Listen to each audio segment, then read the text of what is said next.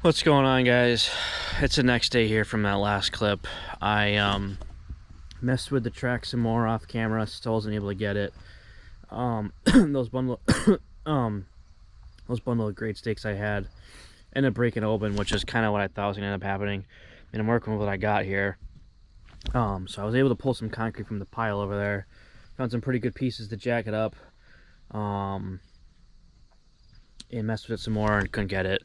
I was getting pretty frustrated with it yesterday, so I just ended up kind of calling it a day. Didn't even do an outro to the last video. Just super frustrated. Kind of one of those things where it's better off getting fresh eyes on it in the morning the next day. So that's where we are. We are the next day here. I went to my shop and got some stuff to the stuff to actually do the job. So hopefully it'll make it a little bit easier and can help us. And we got the excavator up there. I've seen videos online of guys doing it with no tools, and there's all sorts of crazy things out there. I mean, I haven't popped enough skid steer tracks to really do it, I guess, with like that. I mean, some guys, you know, they've been doing it for 20 years. I mean, this is only the second time I've popped a skid steer track. I've popped my mini track plenty and done tracks on it, but as far as skid steer tracks go, I haven't done many, so I'm still kind of figuring this out and learning. But I do know, like, with the mini tracks, there is a little bit of a trick to it. Or like if I took the front idler off, if it popped off the sprocket, I would have to take the front idler off, put it on the sprocket, and then put the idler on. So maybe I'm thinking maybe this is kind of like that. The problem I ran into yesterday too was I kept hitting this inner wheel well, or not wheel well, but this inner well when I tried to put the track on. Just, yeah, it's tough, it's tricky. So but I got like I said, I got the stuff to do it. I got my cribbing and stuff to jack it up. I'll probably still try it with the concrete. It wasn't working out too bad. Obviously it's solid, so we won't have any problems there. But I will have to see what I can do as far as getting this track back on. And like I said, we got the big machine to help us too. I brought a come along and some straps and whatnot, so I would rather have too much than too little. So we'll get this on today though.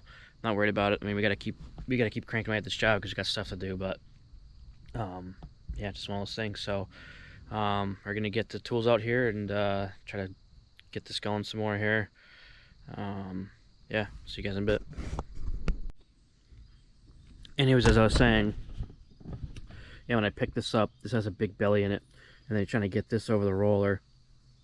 And I feel like that big belly only eats up the space, or you're trying to eat up the space too much out of that belly, putting it on the roller. So I think taking up some of that slack once the machine's up and putting it elsewhere, kind of like it's over there on that side, or up more, I think would help. So we'll see. Like I said, we got the come along and stuff. So, but all right, we'll get this machine fired up and try to get picking at this here.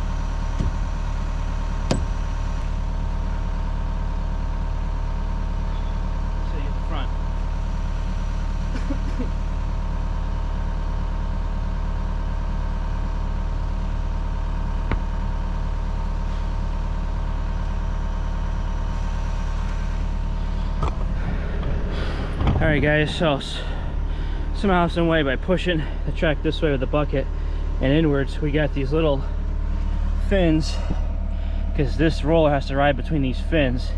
The problem we were having was we'd pull it with the bar this way, we would hit this, we couldn't pull enough this way and push it to get these fins over this. So somehow by pushing it with a bucket and pushing it in, we got it past it, and I hammered it with the hammer the last little bit. Now the problem we have is these fins fell on the outside of this, so we gotta put them back. So I'm thinking is we'll put a strap through one of these eyelets, pull it back, take up all the slack, and shift it forward, and hopefully that'll do it. Then we'll be back in action. So at least we got that part on, so we're making progress. Sorry if you guys can't see either, but I'm trying to keep the camera out of the way while trying to also get this done.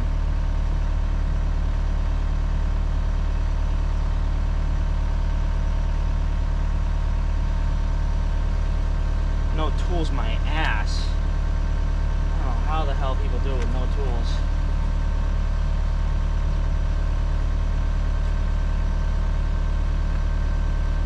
Alright, that's about even.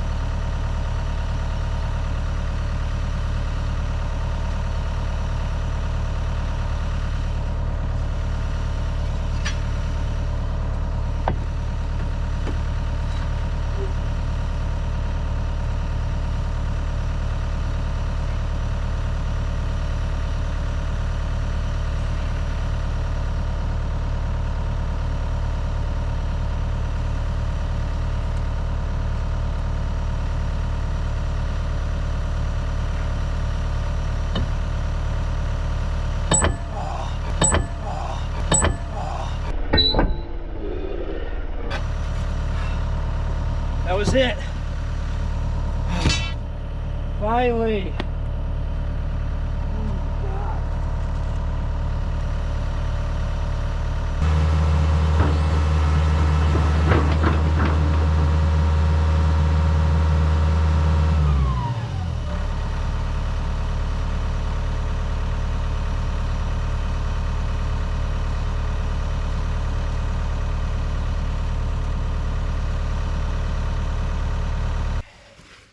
We are on, baby. We are on like Donkey Kong. Alright, now he's got to fill up with grease, the right tension. We'll check the other side too, and we're back in action. Now finally the easiest process this whole thing is filling up with grease.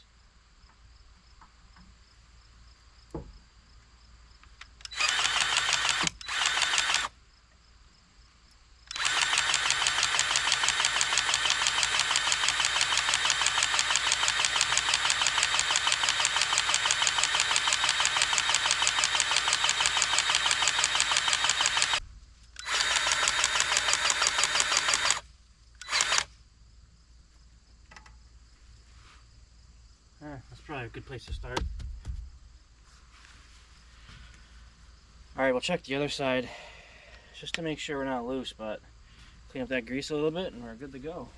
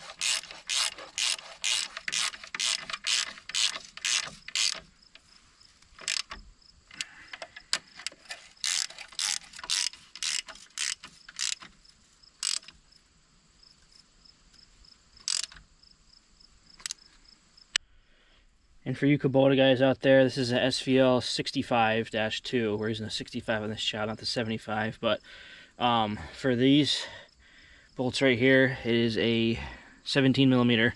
I'm not sure what the grease fitting is, I forget, but to get the window off, it's a 17, just so you know. Oh yeah, this I could use like a pump or two, so we will throw something in here just for a little bit of peace of mind.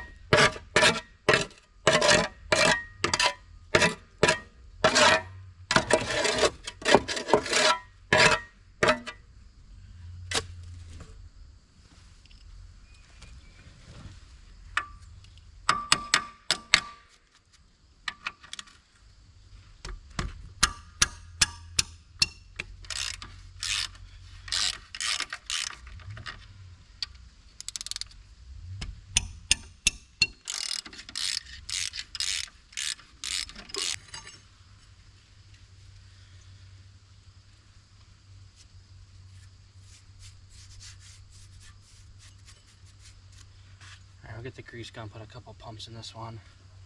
This one's not bad.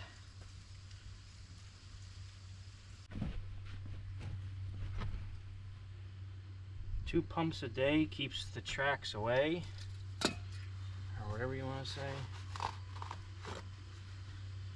This side's a lot better than the other side too. The other side had a lot of splits in it. Only 700 hours on this machine. A lot of splits in these tracks. I don't think they're really the best tracks to begin with from factory, but whatever. It's not like they're not replaceable.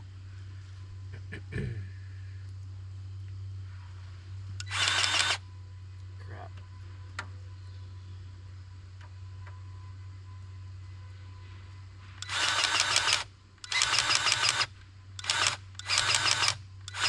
Good.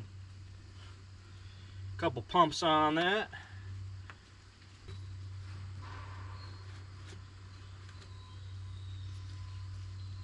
Yeah, good enough.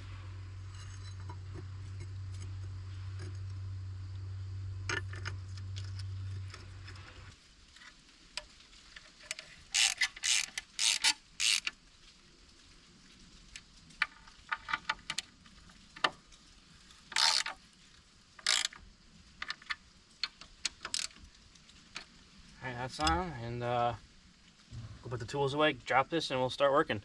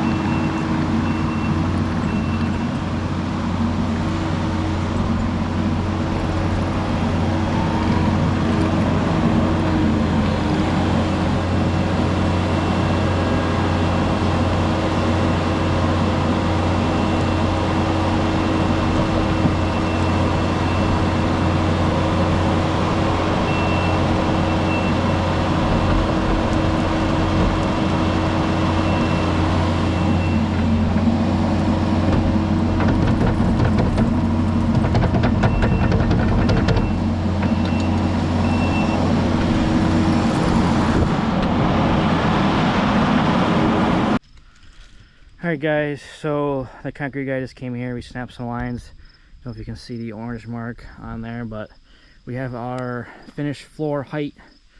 So we gotta cut this down a little bit.